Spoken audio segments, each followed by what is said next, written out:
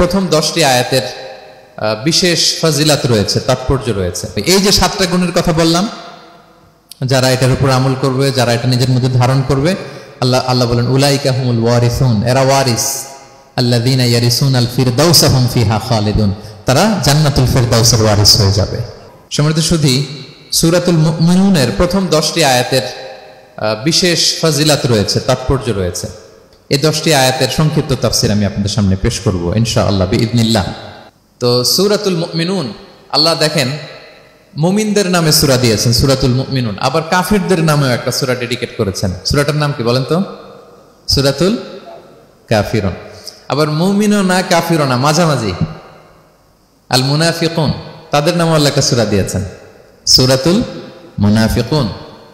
তো এই সূরাটা আমাদেরকে উৎসর্গ করা, আমাদের জন্য ডেডিকেট করা, মুমিনুন নামে এই সূরাটা। এই সূরাটা নাজিলের একটা প্রেক্ষাপট আছে, যেটাকে আরবিতে শানে নুজুল বলে। ওটা বলেই আমি মূল ব্যাখ্যা বা আলোচনার দিকে চলে যাচ্ছি। সম্মানিত সুধী, রাসূলুল্লাহ সাল্লাল্লাহু আলাইহি ওয়াসাল্লামের কাছে আল্লাহ তাআলা যে কোরআন নাজিল করেছেন, এই কোরআন যেটা লেটেস্ট ভার্সন অফ রেভিলেশনের সর্বশেষ ভার্সন, এটা আল্লাহ তাআলা বিষ্ণু ঈসা ইসলামের কাছে নানাভাবে নাজিল করতেন। কোরআন নাজিল হওয়ার অনেকগুলো পদ্ধতি ছিল, সবসময় একইভাবে কোরআন আসতো না। কখনো কখনো কোরআন আসতো মিসলা সলসালাতিল জারাস, আমরা ঘন্টা যখন বাজাই যে বিকট শব্দ হয়, এরকম বিকট আওয়াজে মাঝে মাঝে কোরআন নাজিল হতো। আপনাদের মনে থাকবার কথা, বাংলাদেশে আমরা যখন প্রাইমারি স্কুলে পড়তাম বা হাই স্কুলে পড়তাম, ঘন্টা শেষ হলে, একটা ক্লাস শেষ হলে দফতরি কি করতো বলেন তো? হ্যাঁ, দিত না? মনে পড়ে? পিকচারাইজেশন হচ্ছে? আচ্ছা, প্রচন্ড আওয়াজে ওই বেলের মধ্যে বাড়ি দিত। তখন আমরা বুঝতাম কি একটা ঘন্টা হয়েছে। এক ক্লাস শেষে একটা দিত, 2 ক্লাস শেষে 2টা, ক্লাস যখন সব শেষ তখন অনেকগুলো দিত, বুঝতাম যে ছুটি আমাদের। এরকম রিঙ্গিং বেল যদি বাজানো হয়, ঘন্টা বাজানো হয়, এটার যেরকম বিকট শব্দ, এরকম বিকট আওয়াজে মাঝে মাঝে কোরআন নাজিল হতো। রাসূল সাল্লাল্লাহু আলাইহি ওয়াসাল্লাম বলেন, এই প্রসেসে কোরআন রিসিভ করা আমার জন্য বড্ড কষ্টকর ছিল।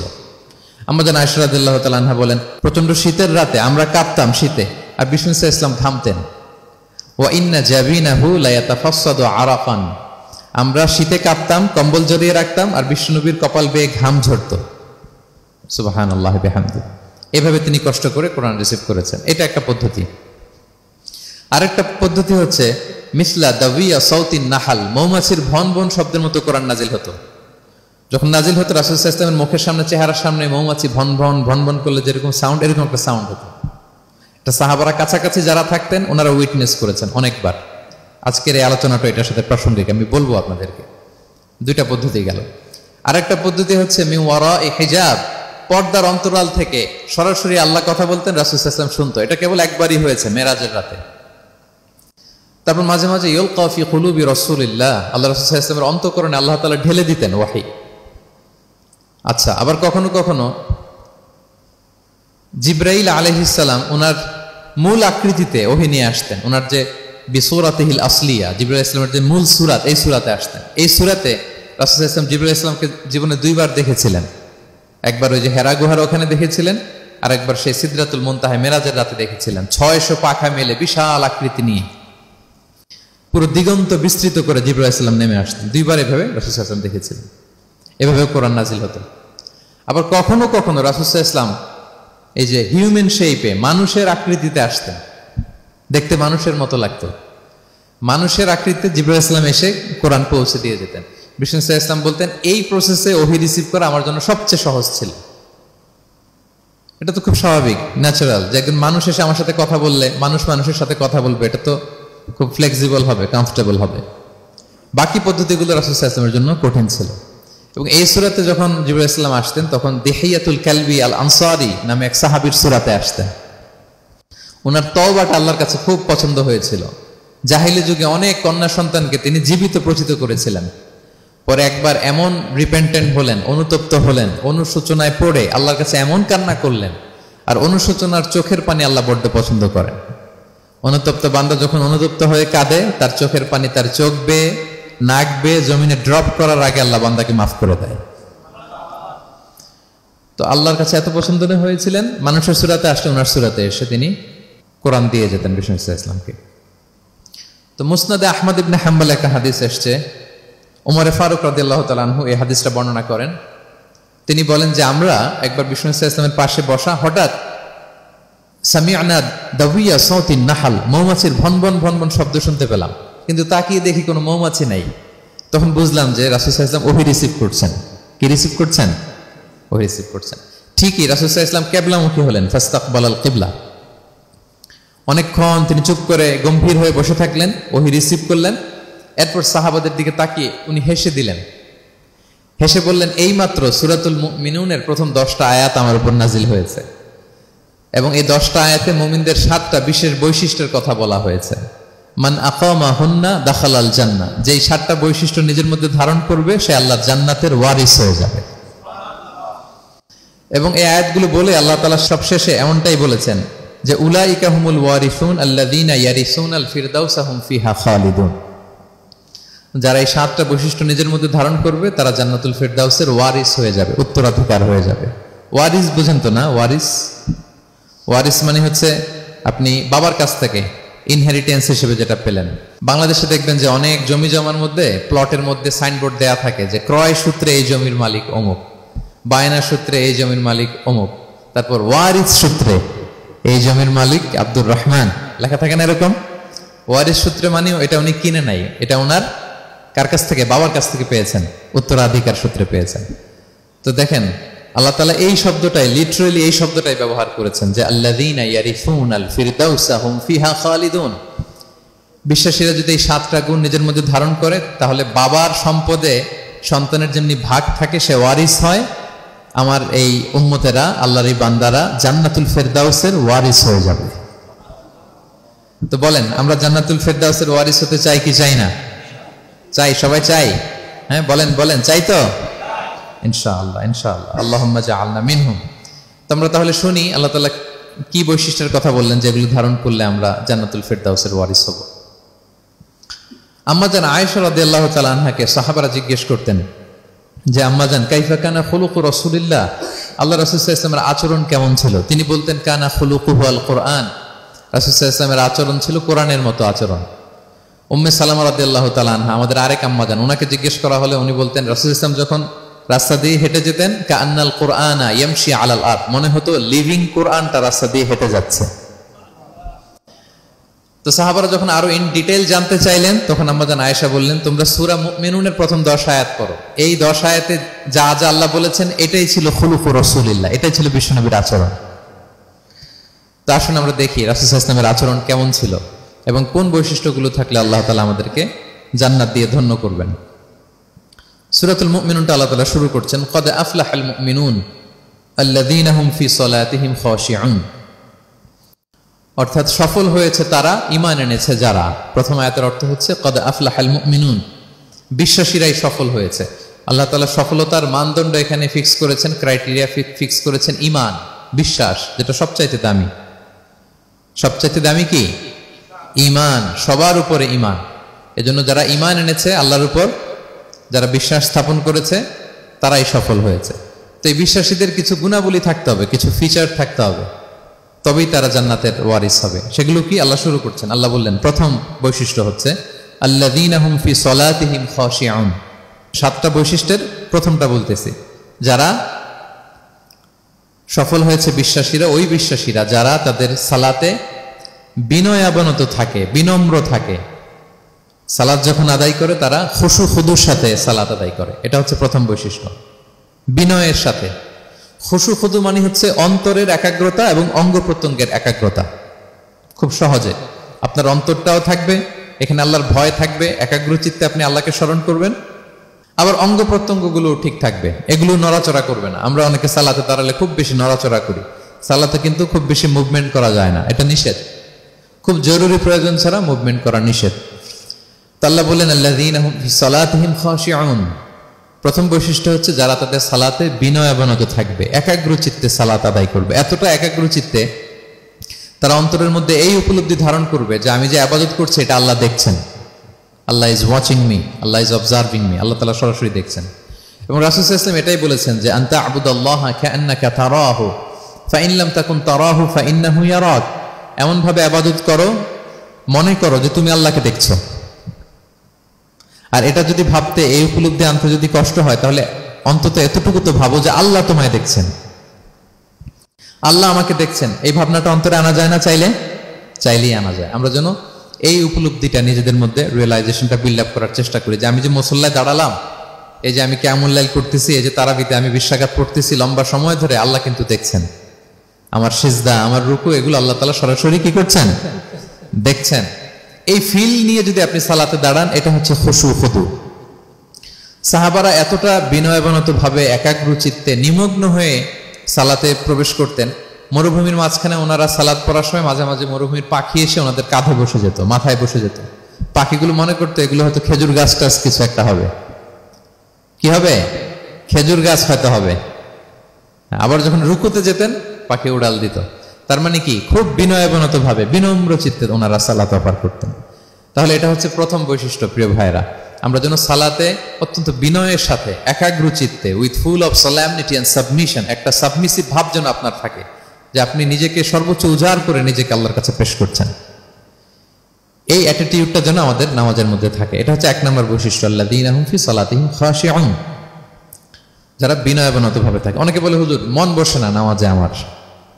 এটা অনেকের প্রশ্ন, অনেকের জিজ্ঞাসা, যে মনটা ধরে রাখতে পারি না। নামাজে দাঁড়ালেই সারাদিন যেটা মনে হয় না, ওইটা নামাজে মনে চলে আসে। এরকম হয় না?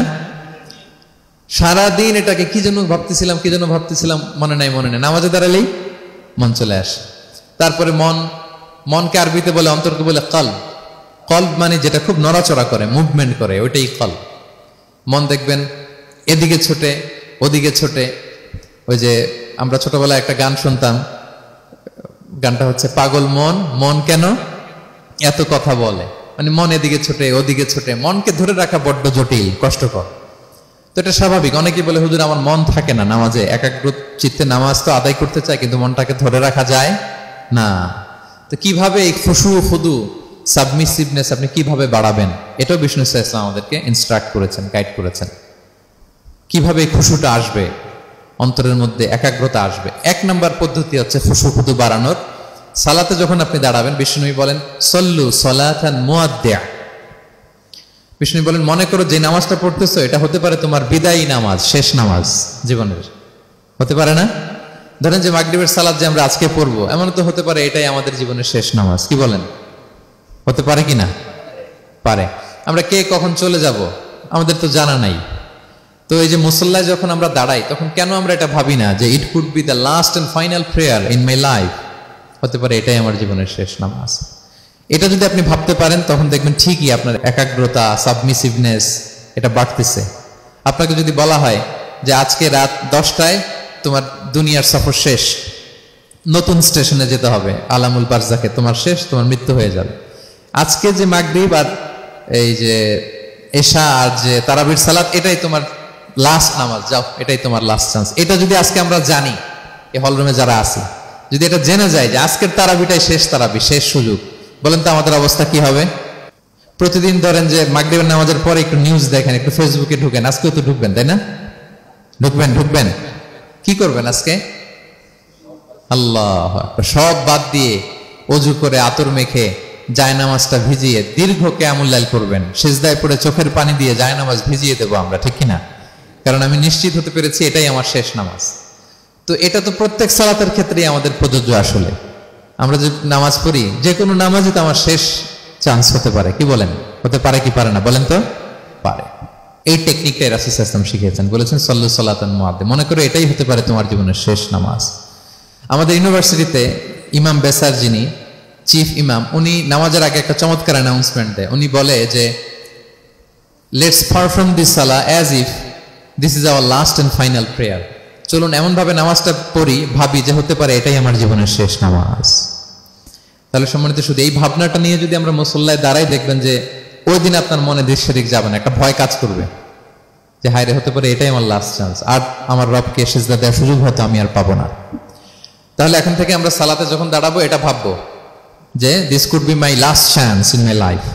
হতে পারে এটাই শেষ চান্স, আমি একাগ্র চিত্তে আমার সালাতটাকে আল্লাহর কাছে উপস্থাপন করি। কি বলেন, পারা যাবে তো ইনশাআল্লাহ? খুশু খুদু বাড়ানোর 1 নম্বর টিপস। খুশু খুদু বাড়ানোর 2 নম্বর টিপস হচ্ছে তাড়াহুড়ো না করা। আমরা অনেকে তাড়াহুড়ো করি, রুকু থেকে হুট করে দাঁড়িয়ে যাই, তারপরে সোজা হয়ে দাঁড়িয়ে না থেকে তাড়াতাড়ি সেজদায় চলে যাই, 2 সেজদার মাঝখানে ধীরস্থির ভাবে বসার কথা, আমরা না বসেই 2য় সেজদায় চলে যাই। এই প্রবণতা আমাদের অনেকের আছে না? এটা কিন্তু নিষেধ। তা'দীলুল আরকান, বাকি সব মাযহাবে এটা ফরজ। আপনি তাড়াহুড়ো করলে আপনার নামাজই হবে না। আর আমাদের মাযহাবে, হানাফি মাযহাবে এটা ওয়াজিব।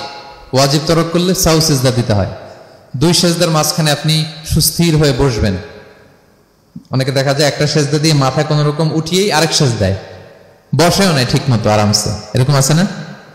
এটা যদি কেউ করে আমাদের মাযহাব অনুযায়ী তার সাউ সিজদা দিতে হবে। তাহলে এরকম তাড়াহুড়ো করা যাবে আর এখন থেকে? তো কি করবেন বলেন? ধীরস্থির ভাবে নামাজ পড়বো। No rushing in salah, no hastiness in salah. নামাজে রাশ করা যাবে না, রিল্যাক্সের সাথে আমরা নামাজ পড়বো, ধীরস্থির ভাবে নামাজ পড়বো। রুকু সিজদাগুলো খুব চমৎকার ভাবে আদায় করবো।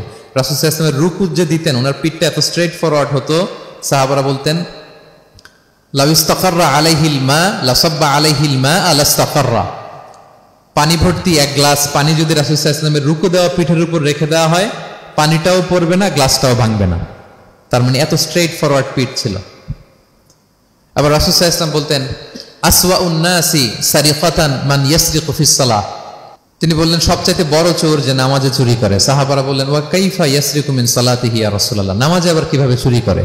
রাসূল সাল্লাল্লাহু আলাইহি ওয়াসাল্লাম বললেন লা ইউতিম্মু রুকুআহা ওয়া সুজুদাহা, রুকু সেজদাগুলো সুন্দর করে আদায় করে না, সেই নামাজ চোর। তা আমরা যেন রুকু সেজদাগুলোকে খুব সুন্দরভাবে ধীরস্থির ভাবে যেন আমরা আদায় করি, আমরা যেন তাড়াহুড়ো না করি। রাসূল সাল্লাল্লাহু আলাইহি ওয়াসাল্লাম একবার মসজিদে নববীতে বসা এক সাহাবী এসে নামাজ পড়ে রাসূল সাল্লাল্লাহু আলাইহি ওয়াসাল্লামকে সালাম দিলেন। রাসূল সাল্লাল্লাহু আলাইহি ওয়াসাল্লামের সালামের উত্তর দিয়ে বলেন ইরজি' ফাসাল্লি ফাইন্নাকা লাম তুসাল্লি, যাও তুমি আবার নামাজটা পড়ে আসো, তোমার নামাজ হয়নি। সাহাবী যে আবার নামাজ পড়ে আবার আসলেন, রাসূল সাল্লাল্লাহু আলাইহি ওয়াসাল্লাম আবার বললেন সাল্লি ফাইন্নাকা লাম তুসাল্লি, নামাজ পড়ে আসো, হয় নাই। আবার গেলেন, আসলেন, আবার বললেন তুমি নামাজটা পড়ে আসো, হয়নি। এবার তো বেচারা কেঁদে দিয়ে বলে ইয়া রাসূলুল্লাহ লা উহসিনু মিন যালিক, এর চেয়ে ভালো পারি না আমি, আপনি আমাকে শিখিয়ে দেন। রাসূল সাল্লাল্লাহু আলাইহি ওয়াসাল্লাম তখন বললেন যখন নামাজে দাঁড়াবা ফাতিহা পড়বা আর একটা সূরা মেলাবা, ধীরস্থির ভাবে দাঁড়াবা। যখন রুকুতে যাবা হাত্তা তাতমাইন্না রাকিআন, ধীরস্থির ভাবে রুকু করবা। তুমি তাড়াহুড়ো করেছো, রুকু থেকে যখন সোজা হয়ে দাঁড়াবা ধীরস্থির ভাবে দাঁড়াবা, নাকি তাড়াহুড়ো করবেন? ধীরস্থির ভাবে দাঁড়াবেন, কয়েক সেকেন্ড দাঁড়াবেন, তাসবিহ পড়বেন, এরপরে সিজদায় যাবেন। যখন সিজদায় যাবা হাত্তা তাতমাইন্না সাজিদান, রিল্যাক্স। সালাতের মধ্যে কিভাবে থাকতে হবে? উইথ রিল্যাক্সেশন, রিল্যাক্সের সাথে তুমি সিজদা দিবা। 2 সিজদার মাঝখানে বসে আবার রিল্যাক্স, আবার তুমি ধীরস্থির ভাবে বসবা। এইভাবে পুরো সালাতটা প্রত্যেকটা রাকাত তুমি এভাবে আদায় করবা। তার মানে সালাতে তাড়াহুড়ো করতে বিষ্ণু ইসলাম নিষেধ করেছেন। এমনকি অনেক সময় আমরা রুকু পাবো না বলে দৌড়ে যে সালাতে অংশগ্রহণ করি, এটাও নিষেধ করেছেন। আমরা অনেক সময় এরকম করি না? মাগরিবের নামাজে রুজু করতেছি, ইমাম সাহেব ওয়াদ-দুহা ওয়াল-লাইলি ইযা সাজা, এই সূরাটা তো মুখস্থ, তো টের পাচ্ছি যে আমি এখন মুখ ধুইতেছি আর সূরা দোহা তো শেষ হয়ে যাবে। কোন রকম ওযু করে দৌড়ে যে অংশগ্রহণ করে যাতে রাকাতটা পায়, এটা নিষেধ করেছেন বিষ্ণু ইসলাম। এটা করবেন না। আপনি ধীরস্থির ভাবে ওযু করবেন, ধীরস্থির ভাবে যাবেন, তাড়াহুড়ো করবেন না। আপনি কার সামনে যাচ্ছেন? মালিকুল আমলাক, রাজাধিরাজ, আরশের অধিপতি। আপনি তাড়াহুড়ো করে গেলে তো আপনি হাঁপাতে হাঁপাতে অস্থির হয়ে যাবেন, ব্রেথ ইন ব্রেথ আউট করতে করতে। ধীরস্থির ভাবে যাবেন, অংশগ্রহণ করবেন। রাসূল সাল্লাল্লাহু আলাইহি ওয়াসাল্লাম বলেন ইদা উকিমাতিস সালাতু ফালা তা'তুহা তাসআউন, নামাজ শুরু হয়ে গেলে দৌড়ে দৌড়ে যে অংশগ্রহণ করবে না। আলাইকুম বিসাকিনা, ধীরস্থির ভাবে যে অংশগ্রহণ করবে। ফামা আদরাকতুম ফাসাল্লু, ধীরস্থির ভাবে যে যতটুকু পাও অতটুকুই পড়ো। ওমা ফাতাকুম ফাআতিমু, যেটা ছুটে যায় নিজে পরে দাঁড়িয়ে আদায় করে নাও। সুবহানাল্লাহি বিহামদি, কত সহজ করে দিয়েছেন। তাহলে সালাতে তাড়াহুড়ো করা যাবে? প্রিয় ভাইরা বলেন তো, তাড়াহুড়ো করা যাবে আর আজকে থেকে? না, আমরা তাড়াহুড়ো করব না, আমরা ধীরস্থির ভাবে যে সালাতে অংশগ্রহণ করব, তাহলে আপনার খুশু বাড়বে। 2টা টিপস গেল। 3 নাম্বার হচ্ছে জামাতে সালাত আদায় করতে হবে, তাহলে আপনার একাগ্রতা বাড়বে। সালাতুল জামাআতি তাফদুলু সালাতাল ফাযি বি27 দারাজা, একাকী নামাজ পড়লে যে সওয়াব, জামাতে পড়লে 27 গুণ বেশি সওয়াব। জামাতে পড়বেন। রাসূল সাল্লাল্লাহু আলাইহি ওয়াসাল্লাম সবসময় জামাতে সালাত পড়তেন। ইন্তেকালের আগেও এই সালাতের ব্যাপারে তিনি আমাদেরকে ওসিয়ত করেছেন, বলেছেন আসসালাতু আসসালাত ওয়া মা মালাকাত আইমানুকুম। ইন্তেকালের আগ মুহূর্ত, এখনই রূহ কবজ হবে, এর আগে উনি কি বলেছেন? সালাত, উম্মতেরা সালাত, নামাজ যেন নষ্ট না হয়। উমর ফারুক রাদিয়াল্লাহু তাআলা আনহুর সময়ে একজন অগ্নি উপাসক ছিল, তার নাম আবু লুলু আল মাজুসি। উনি মুগীরা ইবনে শুবা রাদিয়াল্লাহু তাআলা আনহু নামে এক সাহাবীর দাস ছিলেন, মুকাতাব দাস। কন্ট্রাক্ট ছিল যে এত টাকা দিলে তাকে আজাদ করা হবে। তো এই অগ্নি উপাসক মাজুসি এসে ওমর ফারুককে বলে, খলিফাতুল মুসলিমিন, আমার মালিক সাহাবী মুগীরা আমার কাছে প্রতিদিন অনেক টাকা চার্জ করে। উনি বললেন, তাই নাকি? কত চার্জ করে? বলে যে এত চার্জ করে। তো বলতেছে, আচ্ছা তুমি তাহলে কি কাজ করো, কি কাজ জানো? বলে যে আমি খঞ্জর বানাতে জানি, ছুরি, ছোট ছুরি আর কি। বলতেছে, ওরে আল্লাহ, যারা খঞ্জর বানাতে জানে তারা তো অনেক টাকা মেক করে, সেই হিসাবে তো মুগীরা বেশি চার্জ করে না, অল্পই চার্জ করছে। সে ইনসাফপূর্ণ চার্জই করেছে। কিন্তু এই আবু লুলু আল মাজুসির এই কথাটা পছন্দ হয় না, সে রাগান্বিত হয়ে গেল, হয়ে বলে, ওমর, সবার ক্ষেত্রে তুমি নরম আর আমাকে তুমি কঠিন নিয়ম শেখাও না, দাঁড়াও তোমাকে আমি দেখাচ্ছি। মনে মনে বলতেছে এটা। রেগে মেগে সে বাড়িতে এসে আজকে একটা খঞ্জর বানাইছে, দুই মুখ খঞ্জর, ওয়া মাকবাদাতুহু ফি ওয়াসাতি, এটার হ্যান্ডেলটা মিডলে, এদিকেও মাথা ওদিকেও মাথা, এটা ধার করে প্রতিদিন 20 মাখায় এটাতে। আর মনে মনে বলে, ওমর দাঁড়াও তোমাকে আজকে আমি দেখাবো। তো ওমর ফারুককে আল্লাহ তাআলা স্বপ্নে দেখিয়েছেন যে একটা লাল মোরগ ওনাকে 3টা ঠোকর মেরেছে। উনি সাহাবাদের কাছে বলেছেন যে আমি স্বপ্নে দেখেছি একটা লাল মোরগ আমাকে 3টা ঠোকর মেরেছে। তো সে খঞ্জরকে ধার দিয়ে একদিন ফজরের নামাজে, ওয়াকানু ইউসাল্লুনা বিগালাস, ওনারা খুব অন্ধকার থাকতে ফজরের নামাজ পড়তো। সে বুরনুস, এক ধরনের জুব্বা যেটার মাথা আছে, ওটা পরে হুডির মতো আর কি, হুডি চেনেন তো না, হুডির মতো একটা জুব্বা পরে সে অন্ধকারে, সে তো আসলে অমুসলিম, সাহাবাদের সাথে পিছনে দাঁড়াইছে নামাজের ভান করার জন্য, আর এই খঞ্জরটা নিয়ে গেছে সাথে। ওমর ফারুক ফজরের সালাত শুরু করলেন, প্রথম রাকাত শেষ করলেন, দ্বিতীয় রাকাতের জন্য যখন দাঁড়াইছেন তখনই সে প্ল্যান মাফিক খঞ্জর বের করে ওমর ফারুকের পেটের মধ্যে 3বার স্টেবিং করলেন, আঘাত করলেন। করার সাথে সাথে ওমর ফারুক উল্টে পড়ে গেলেন আর বললেন, কাতালানি আল কালব, কোন এক কুকুর আমাকে আঘাত করেছে। তো সাহাবার ওমর ফারুককে ধরলেন, আর এই অগ্নি উপাসক এই খঞ্জর নিয়ে কাতারের মাঝখান দিয়ে দুই দিকে খঞ্জর চালাতে চালাতে যাচ্ছিলেন। যে সাহাবাই ধরে সেই আঘাতপ্রাপ্ত হয়ে ওখানে 7 থেকে 10 জন স্পট ডেথ, জায়গায় মারা গেছে। পরে এক সাহাবী নিজের জামা খুলে তার গায়ে ছুঁড়ে মারছে, তখন সে ওইটাতে পেঁচিয়ে পড়ে গেছে। যখন বুঝে গেছে যে আমাকে ধরে ফেলবে, সে সুইসাইড করে ফেলছে, নিজেকে নিজে মেরে ফেলছে। তো ওমর ফারুক তো বেহুশ, ওনাকে নিয়ে যাওয়া হলো, পিছন থেকে একজন নামাজের ইমামতি করলেন। তো ওমর ফারুক রাদিয়াল্লাহু তাআলা আনহু হুশ ফিরে পেলেন। হুশ ফিরে পাওয়ার পরে দিনের বেলা যখন হুশ আসলো ওনার, সবাই চারদিকে বসা, যে হায় হায় আমাদের আমিরুল মুমিনিনের কি জানি কি হয়। হুশ ফিরার পরে ওনার মুখের প্রথম কথাটা ছিল আসাল্লান নাস, মানে আমার নেতৃত্বে যে ফজরের সালাতটা শুরু হয়েছিল এটা কি ঠিকঠাক শেষ হয়েছিল? সুবহানাল্লাহ পড়বেন না? আচ্ছা বলেন তো, এই মুহূর্তে আমরা কি করতাম? ওনাকে যে স্টেবিং করছে, চিকিৎসক এসে দুধ দেয়, দুধ পেট দিয়ে বেরিয়ে যায়, নাবিজ দেয়, নাবিজ বের হয়ে যায়, মানে উনি ইন্তেকাল করবেন, এটা বোঝাই যাচ্ছে। এমন কঠিন পরিস্থিতিতে আমরা যদি হসপিটালে হুশ ফিরে পেতাম, আমরা কি বলতাম বলেন দেখি? কে কি বলতেন? কে মারছে? আমারে বাঁচানো যায় কিনা? মাউন্ট এলিজাবেথে নিয়ে চলো, সিঙ্গাপুরে অথবা বামরুন গ্রেডে নিয়ে চলো, আমেরিকাতে নিয়ে চলো, অথবা আমার তো ওখানে ব্যাংক ব্যালেন্স আছে, আমি তো মরে যাবো, আমার ছেলেগুলার কি হবে, হ্যাঁ, আমার মেয়েগুলার কে দেখবে? এগুলো ছিল আমাদের কনসার্ন। তো ওমর ফারুক জানতেছেন যে উনি পৃথিবী থেকে বিদায় নিচ্ছেন, একটু হুশ ফিরে পাইছেন। হুশ ফিরে পাওয়ার পরে প্রথম কথাটা ছিল আসাল্লান নাস, লোকেরা কি নামাজ পড়েছিল? আল্লাহু আকবার। তাহলে এটা কত গুরুত্বপূর্ণ ইবাদত, কিভাবে এই সালাতকে সাহাবারা অফার করতেন।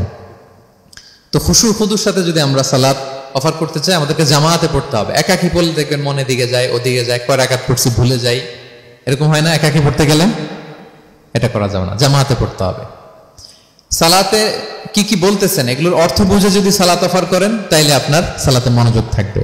সুবহান রাব্বিয়াল আলা, সুবহান রাব্বিয়াল আযীম, এর অর্থ কি? সূরা ফাতিহা যে প্রতিদিন পড়ি, কি সুন্দর প্রার্থনা সূচক বাক্য, এর অর্থ কি? আল্লাহ সকল প্রশংসা তোমার, আল্লাহ তুমি দয়াময় মেহেরবান, আল্লাহ তুমি বিচার দিবসের মালিক, যেদিন তোমার আরশের ছায়া ছাড়া কোনো ছায়া থাকবে না। নবীদের যে পথে চালিয়েছে ওই পথে আমাদেরকে চালাও, যারা ভ্রান্ত হয়েছে, যারা তোমার ক্রোধের শিকার হয়েছে ওই পথে আমাদেরকে চালিও না। কি চমৎকার চমৎকার কথামালা দিয়ে আমরা এই দোয়াগুলো পড়ি। আমরা অর্থ বুঝি না বলে আমাদের হৃদয়েও টাচ করে না, ঠিক কিনা? দেখবেন আরব শায়েকরা যখন কিয়ামুল লাইল করে, তারাবির সালাত পড়ায়, অনেক অনেক আয়াতে ওনারা ডুকরে ডুকরে কেঁদে ওঠে আওয়াজ করে।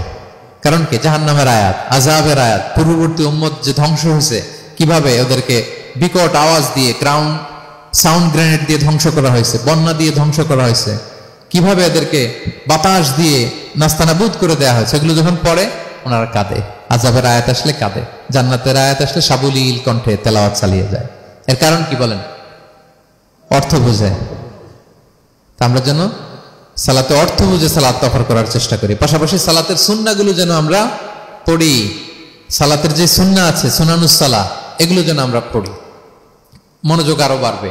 সানাগুলো পড়বেন, ফাতিহা শেষে আওয়াজ করে আমিন বলবেন অথবা ফিসফিসি কণ্ঠে আমিন বলবেন। বিষ্ণু ইসলাম বলেন, ইদা আম্মানাল ইমামু ফাআমিনু, ইমাম আমিন বললে তোমরাও আমিন বলো, কারণ এই মাত্র একটা দোয়া করা হয়েছে। সূরা ফাতিহাটা কি? একটা দোয়া। ইদা ওয়াফাকা তামিনুকুম তামিনাল মালাইকাতি গুফিরা লাহু মা তাকাদ্দামা মিন যামবিহি ওয়া মা তাআখার। রাসূল সাল্লাল্লাহু আলাইহি ওয়াসাল্লাম বলেছেন, ইমাম যখন আমিন বলে তোমরাও তখন আমিন বলো, কারণ তোমরা যখন আমিন বলো ফেরেশতারাও আমিন বলে। আর তোমাদের আমিন আর ফেরেশতাদের আমিন যখন একসাথে হয়ে যায়, তোমাদের পূর্বের সব গুনাহ আল্লাহ মাফ করে দেয়। এটা আমিন বলা সুন্নাহ, বলবেন। নামাজ বাঁধার পরে সুন্নাত নামাজে, নফল নামাজে সানাগুলো পড়বেন, কত চমৎকার অর্থবোধক সানা আছে। আমরা তো শুধু সুবহানাকাল্লাহুম্মা বিহামদিকা ওয়া তাবারাকা ইসমুকা ওয়া তাআলা জাদ্দুকা শুধু এটাই পড়ি। রাসূল সাল্লাল্লাহু আলাইহি ওয়াসাল্লাম তাকবীরে তাহরিমে বাঁধার পরে অনেক চমৎকার চমৎকার দোয়া পড়তেন। ইন্না সলাতি ওয়া নুসুকি ওয়া মাহইয়ায়া ওয়া মামাতি লিল্লাহি রাব্বিল আলামিন। আমার সালাত, আমার ইবাদত, আমার জীবন মরণ সবটাই কার জন্য? এই দোয়াটা পড়তেন শুরুতেই। তারপর পড়তেন ওয়াজ্জাহতু ওয়াজহিয়া লিল্লাযী ফাতারাস সামাওয়াতি ওয়াল আরদা হানিফা ওয়া মা আনা মিনাল মুশরিকিন। আমার সবকিছুকে আমি এক সত্তার দিকে ফেরালাম একনিষ্ঠ হয়ে, আর আমি মুশরিক নই, আমি আল্লাহর দিকে একনিষ্ঠ হলাম। এই দোয়াগুলো পড়তেন। আল্লাহুম্মা বাঈদ বাইনি ওয়া বাইনা খাতায়ায়া কামা বাআদতা বাইনাল মাশরিকি ওয়াল মাগরিব। আল্লাহুম্মা নাক্কিনি মিন খাতায়ায়া কামা ইউনাক্কা আস-সাওবুল আবয়াদু মিনাদ দানাস। আল্লাহুম্মা ইগসিল খাতায়ায়া বিল মাই ওয়াস সালজি ওয়াল বারাদ। এগুলো সানা, এগুলো যে সানা আমরা জানিই না। সানা মানে হচ্ছে প্রশংসা সূচক কথা। আমরা শুধু সুবহানাকাল্লাহুম্মা ওয়া বিহামদিকা এতটুকুই পড়ি। রাসূল ইসলাম বলতেন, আল্লাহ আমার আর আমার গুনার মাঝে এতটুকু দূরত্ব করে দাও, পূর্ব থেকে পশ্চিম যত দূর, আমার আর আমার গুনার বোঝার মাঝে এতটুকু দূরত্ব তুমি করে দাও। সাদা কাপড় যেমনি ধুয়ে ফকফকা করা হয়, আল্লাহ আমাকে তুমি গুনামুক্ত করে এরকম ফকফকা সাদা বানিয়ে দাও, শুভ্র বানিয়ে দাও। আল্লাহ আমাকে তুমি বরফ দিয়ে, ঠান্ডা পানি দিয়ে, তুষারপাত দিয়ে ধুয়ে আমার গুনাহগুলো তুমি পরিষ্কার করে আমাকে তুমি নিষ্পাপ করে দাও। এগুলো বলে এরপরে আলহামদুলিল্লাহ রাব্বিল আলামিন সূরা ফাতিহা শুরু করতেন। সালাম ফিরানোর আগে বিষ্ণু সাল্লাল্লাহু দোয়া মাসুর পড়তেন, কত চমৎকার মাসুর দোয়া আছে। আবার বিষ্ণু বলতেন, লা ইউসাল্লিমান্না আহাদুকুম হাত্তা ইয়াতাআওয়াযা আন আরবা মিন আযাবিল কবর মিন আযাবি জাহান্নাম মিন ফিতনাতিল মাহইয়া ওয়াল মামাত ওয়া মিন ফিতনাতিল মাসিহিদ দাজ্জাল। আমার কোন উম্মত যেন সালাম ফিরানোর আগে এই চারটা জিনিস থেকে পানাহ চাওয়া ছাড়া যেন সালাম না ফিরায়। একটা কি? আল্লাহ তুমি জাহান্নামের আযাব থেকে বাঁচাও, আল্লাহ তুমি কবরের আযাব থেকে বাঁচাও, আল্লাহ জীবন মরণের ফিতনা থেকে বাঁচাও, আল্লাহ তুমি দাজ্জালের ফিতনা থেকে বাঁচাও। পড়ে না আমিন?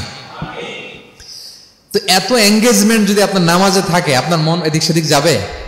হ্যাঁ, আপনি অর্থ খেয়াল করতেছেন, আযাবের আয়াত আসলে আপনি অশ্রুসিক্ত হচ্ছেন, আপনি দোয়া মাসুর পড়ছেন, আপনি সানা পড়ছেন, আপনি দীর্ঘ সময় কিয়ামুল লাইল করতেছেন, আপনার মনে এদিক সেদিক ছুটবে? বলেন তো ছুটবে না। এই টিপস গুলো বিষ্ণু সাল্লাল্লাহু আলাইহি ওয়াসাল্লাম শিখিয়েছেন। এগুলো যদি আমরা পালন করি তাহলে আল্লাযীনা হুম ফি সালাতিহিম খাশিউন, বিনম্র চিত্তে সালাত আদায়কারী হিসেবে আমরা আল্লাহর কাছে পরিগণিত হব। তাহলে প্রথম নাম্বার শর্তটা বুঝতে পারছেন কিভাবে সালাত আদায় করতে হবে? হ্যাঁ বলেন তো একজন, কি করতে হবে? কিভাবে সালাত? খুশুর সাথে, বিনয় বিনত চিত্তে, সাবমিসিভ ভাবে, নাকি তাড়াহুড়ো করবেন? কিভাবে পড়বেন নামাজ? ধীরে সুস্থে, উইথ রিল্যাক্স। 2 নম্বর আল্লাহ বলেন ওয়াল্লাযীনা হুম আনিল লাগবি মুআরিদুন। 1 নম্বরে তো তারা নামাজে যখন দাঁড়ায় ধীর স্থির ভাবে খুশুর সাথে পড়ে। 2 নম্বর হচ্ছে তারা অনর্থক কাজ থেকে বিরত থাকে। অনর্থক কথা কাজ এগুলো মুমিনরা বলে না, এগুলো তো জড়ায় না। মিনিংলেস কোনো কাজের সাথে বিশ্বাসীদের কোনো সম্পর্ক, অর্থবোধক কাজ, ভালো কাজ, কল্যাণমূলক কাজ, সামাজিক কাজ, মানবতার কল্যাণে যে কাজগুলো আছে এগুলোর সাথে তারা জড়ায়। বিষ্ণু ইসলাম বলেছেন, মিন হুসনি ইসলামিল মারই তারকুহু মা লা ইয়ানি। ব্যক্তির ইসলামের সৌন্দর্য হচ্ছে যে ব্যক্তি এমন কোনো কাজ করবে না যেটার কোনো মিনিং নাই, মিনিংলেস কাজ থেকে সে বেঁচে থাকবে। মুহাদ্দিসিনে ইকরাম এই হাদিসটাকে বলে রুবউদ্দিন, মানে দিন ইসলামকে যদি 4 ভাগ করেন, এই 4 ভাগের 1 ভাগের কথা এই হাদিসের মধ্যে চলে আসছে। সেটা কি? যে বিশ্বাসীরা কোনো অনর্থক কাজে জড়ায় না নিজেদেরকে। অনর্থক কাজ, কথাবার্তা, অপ্রয়োজনীয় আড্ডা, অপ্রয়োজনীয় খুশ গল্প, অন্যকে নিয়ে সমালোচনা, অন্যের গীবত, শেকায়াত, ওর এই সমস্যা, ওর এই সমস্যা, চায়ের আড্ডাতে আমরা এরকম সমালোচনার ঝড় তুলি, ঠিক কিনা বলেন, ঠিক কিনা? এটা করা যাবে না। আপনি জান্নাতেরও ওয়ারিস হবেন, আবার চা মুখে নিয়ে আপনি শেকায়াত করবেন, গীবত করবেন, দুইটা একসাথে যাবে না। তাহলে বিশ্বাসীরা কোনো অনর্থক কাজে জড়ায় না, মিনিংলেস কাজে জড়ায় না, তারা ভালো কাজে, কল্যাণের কাজে জড়ায়। মিনিংলেস কোনো কথাও বলে না, কারণ তারা জানে মা ইয়ালফিদু মিন কাউলিন ইল্লা লাদাইহি রাকিবুন আতীদ। আমরা যা বলি, মুখ নিঃসৃত যা বের হয়, এটাকে লিখে রাখার জন্য একদল ফেরেশতা আছে, রাকিব পর্যবেক্ষণকারী, আতীদ একেবারে প্রহরীর মতো আছে। বললেই টুকে নেয়, বললেই টুকে নেয় সব। সূরা ইয়াসিন আল্লাহ বলেন ওয়া কুল্লা শাইইন আহসাইনাহু ফি ইমামিন মুবিন। আমি ইমামুম মুবিন নামক এক দালিলিক রেজিস্ট্রি খাতায় সব কিছু তুলে রাখছি, সব পাই টু পাই আপনি পাবেন, আপনি অবাক হবেন। মালি হাযাল কিতাবি লা ইগাদিরু সাগীরাতান ওয়ালা কাবীরাতান ইল্লা আহসাহা। এটা কেমন আমলনামা, ছোট্ট ভালো কাজ করেছে ওইটাও আছে, ছোট্ট খারাপ করেছে ওইটাও আছে, অবাক হবেন আপনি, সব আল্লাহ তাআলা সেখানে তুলে রাখবেন। তো বিশ্বাসীরা কোনো অনর্থক কথা কাজের সাথে জড়ায় না, এজন্য কারণ তারা জানে এগুলো সব রেকর্ডেড, সব রেকর্ডেড। আপনার কোনো কাজ যদি রেকর্ড করা হয় এবং বলা হয় যে এটা গণমানুষের কাছে উপস্থাপন করা হবে, আপনি কি করবেন তখন বলেন তো? খুব সতর্ক হয়ে চলবেন, সতর্ক হয়ে বলবেন। হ্যাঁ, এই যে আমরা যে এই ক্যামেরা থাকলে যেভাবে কথা বলি, সবসময় কি এইভাবে বলি না? আমরা যখন নিজেদের ঘরোয়া আড্ডায় বসে আমরা কত কথা বলে ফেলি, ইনফরমাল অনেক কথা বলি, যেগুলো ক্যামেরা থাকলে বলি না, কারণ এটা ফরমাল, এটা কোটি মানুষের কাছে যাবে, সবাই শুনবে, সবাই জানবে, এজন্য আমরা সাবধান হয়ে কথা বলি। কি বলেন? তো এই যে এই ক্যামেরা কিন্তু অদৃশ্য ক্যামেরা চারদিকে আমাদের, ইমামুম মুবিন নামক অদৃশ্য ক্যামেরা দিয়ে সব রেকর্ড করা হচ্ছে। রেকর্ড করে দিচ্ছেন কে? পাই টু পাই হিসাব চাওয়া হবে। আল্লাহর সুপ্রিম কোর্টের কাঠগড়ায় সব হিসাব চাইবেন আল্লাহ তাআলা, আপনি যে দেখবেন।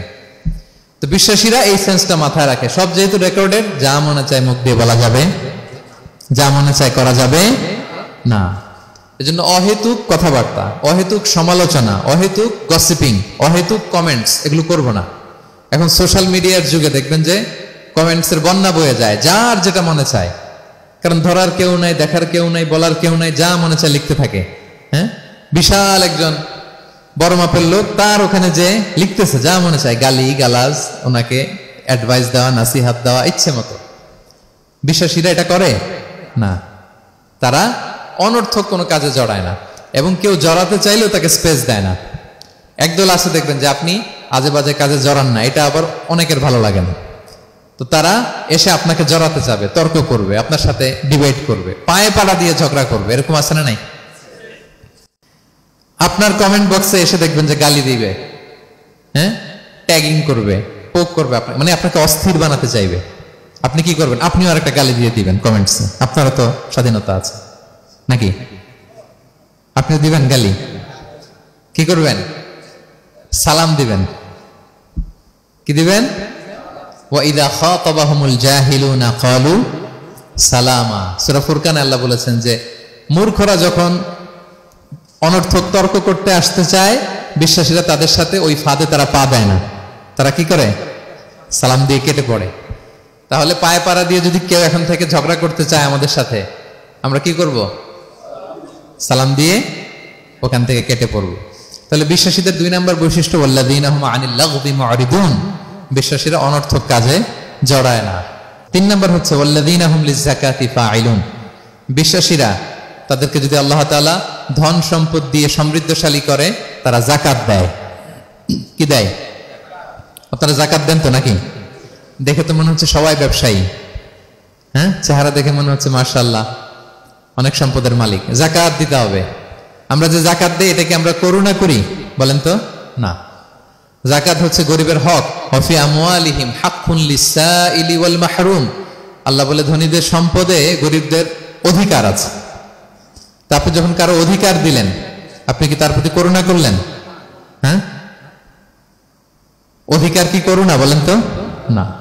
আপনার সম্পদে গরিবের অধিকার, আপনি করুণা করেন নাই, বরং আপনার থেকে যাকাত নিয়ে ওই গরিব আপনাকে করুণা করে গেছে।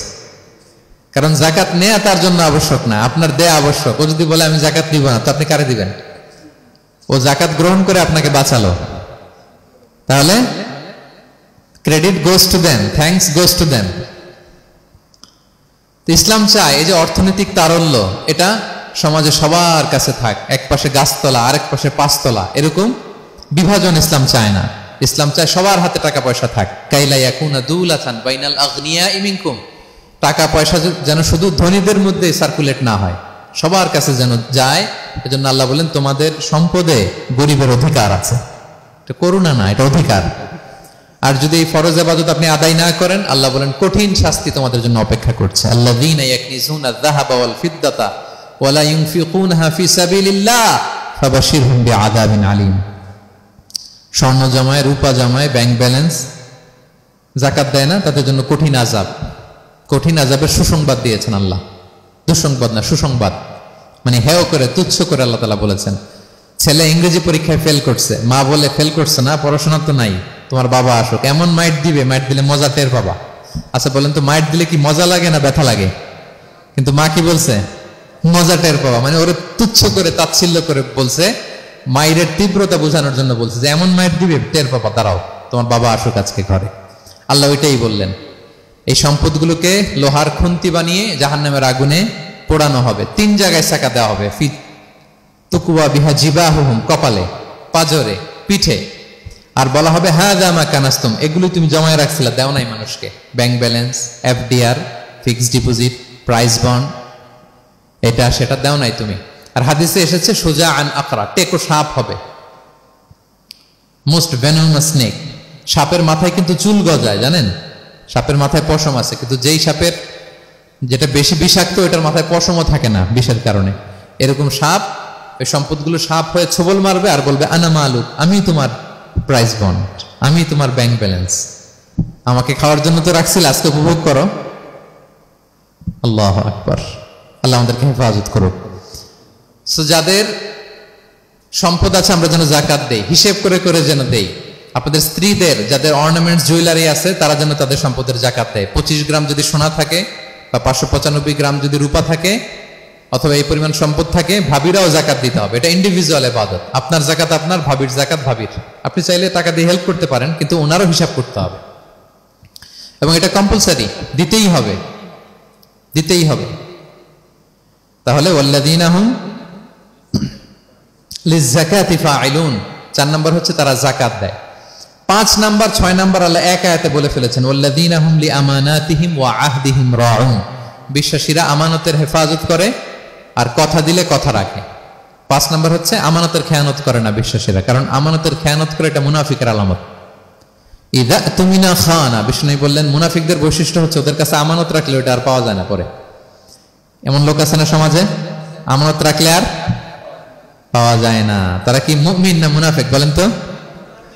ইন্নাল্লাহা ইয়া'মুরুকুম আন তুআদ্দুল আমানাতি ইলা আহলিহা, আল্লাহ বলেছেন যার আমানত তাকে বুঝিয়ে দাও।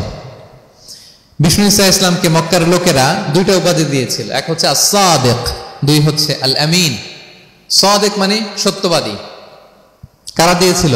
ঘোর শত্রুরা, অপোজিশন পার্টি, তারা উপাধি দিয়েছে। একটা হচ্ছে সাদিক মানে কি, আরেকটা হচ্ছে আল আমিন, বিশ্বস্ত। এতটা বিশ্বস্ত যে বিষ্ণু ঈসা ইসলাম মক্কা থেকে মদিনায় যেদিন হিজরত করতে যাবেন, আমানতের জিনিসগুলো উনি আলী রাদিয়াল্লাহু তাআলা আনহুর কাছে রেখে গিয়েছিলেন। এত এত আমানতের সম্পদ ওনার ঘরে ছিল। এই ডিপোজিট বুঝিয়ে দিতে আলী রাদিয়াল্লাহু তাআলা আনহুর টানা 3 দিন সময় লেগেছে, মক্কাবাসীদের আমানত বুঝিয়ে দিতে। সো যার আমানতদারিতা নাই তার ঈমান নাই। বিষ্ণু বলেছেন লা ঈমানা লিমান লা আমানাতা আলাহ, যার আমানতদারিতা নাই ওর ঈমানই নাই। এবং আমানত ধ্বংস হয় এটা কিয়ামতের আলামত। ইযা দুইয়াতিল আমানাতু ফান্তাযিরিস সাআ, যখন আমানত নষ্ট হবে তোমরা কিয়ামতের অপেক্ষা করো। এখন বলেন তো আমাদের সমাজে আমানতের কি অবস্থা? খুবই খারাপ। আল্লাহু আকবার। আমানতটা কিন্তু এই যে এই ভাই আমাকে 2000 রিঙ্গিট রেখে বলছে আগামী মাসে এটা আমি নিব, একটু রাখেন, শুধু এটাই আমানত না। আল্লাহ আপনাকে যে পুরো সম্পদ দিয়েছেন এটা আমানত। আপনার ব্যবসা প্রতিষ্ঠান এটা আল্লাহর দেয়া আপনার কাছে আমানত। আপনার ছেলে আছে, মেয়ে আছে, স্ত্রী, তারা আল্লাহর দেয়া আমানত আপনার কাছে। আপনার নেম, আপনার ফেম, আপনার পাওয়ার, আপনার নলেজ, এগুলো আল্লাহর দেয়া আমানত। আপনি দেশের প্রধানমন্ত্রী, পুরো দেশটা আপনার কাছে আমানত, ঠিক কিনা? এই আমানতের ব্যাপারে জিজ্ঞেস করা হবে। বিশ্বাসীদের বৈশিষ্ট্য, তারা আমানতকে হেফাজত করে, আমানত রক্ষা করে, আমানতের খেয়ানত তারা কোশ্চিনকালেও করে না। 6 নম্বর হচ্ছে ওয়া আহদিহিম রাউন, বিশ্বাসীরা কথা দিলে কথা রাখে, তারা ওয়াদার খেলাফ করে না। ওয়াদার খেলাফ করাও কিন্তু মুনাফিকের আলামত। ওয়া ইযা ওয়াআদা আখলাফা, ওয়াদা দিলেই মুনাফিকরা এটা খেয়ানত করে, তারা কথা দিয়ে কথা রাখে না। এবং আপনি কাউকে কথা দিয়ে যদি না রাখেন, এরকম প্রত্যেকটা প্রমিস, কমিটমেন্টের ব্যাপারে আপনি জিজ্ঞাসিত হবেন। আল্লাহ বলেন ওয়া আউফু বিল আহদি ইন্নাল আহদা কানা মাসউলা। কথা দিলে কথা রাখো, ছেলে মেয়েদের কথা দিলে কথা রাখবেন, বন্ধু বান্ধবদেরকে কথা দিলে কথা রাখবেন, স্ত্রীকে কথা দিলে কথা রাখবেন। প্রমিস দিলে এটা রাখতে হবে, কারণ এ ব্যাপারে জিজ্ঞেস করা হবে। নবীদের মধ্যে ইসমাঈল আলাইহিস সালাম ওয়াদা রক্ষার ব্যাপারে খুব বেশি সোচ্চার ছিলেন, সব নবীরাই ছিলেন, উনি বেশি সোচ্চার। এজন্য আল্লাহ বলেন ওয়াযকুর ফিল কিতাবি ইসমাঈল ইন্নাহু কানা সাদিকাল ওয়াদি ওয়া কানা রাসূলান নাবিয়্যা। উনি ছিলেন সাদিকাল ওয়াদ, প্রতিশ্রুতি রাখতেন। এক লোকের সাথে ওনার কথা হলো যে আগামীকাল বিকেলে ওনারা দেখা করবেন। ইসমাঈল সাল্লাম বিকেলবেলা আগামীকাল যে এক গাছের নিচে কমিটমেন্ট ছিল যে অপেক্ষা করলেন, কিন্তু ওই লোক আসে নাই, ভুলে গেছে। ইসমাঈল সাল্লাম ভাবলেন আজকে ভুলে গেছে, মনে হয় আগামীকাল আসবে, আগামীকাল আমি যাব। এরপরের দিন আল্লাহ নবী ইসমাইল যে ওই লোকের জন্য ওখানে হাজির, কিন্তু ওই লোক ওই দিনও আসে নাই।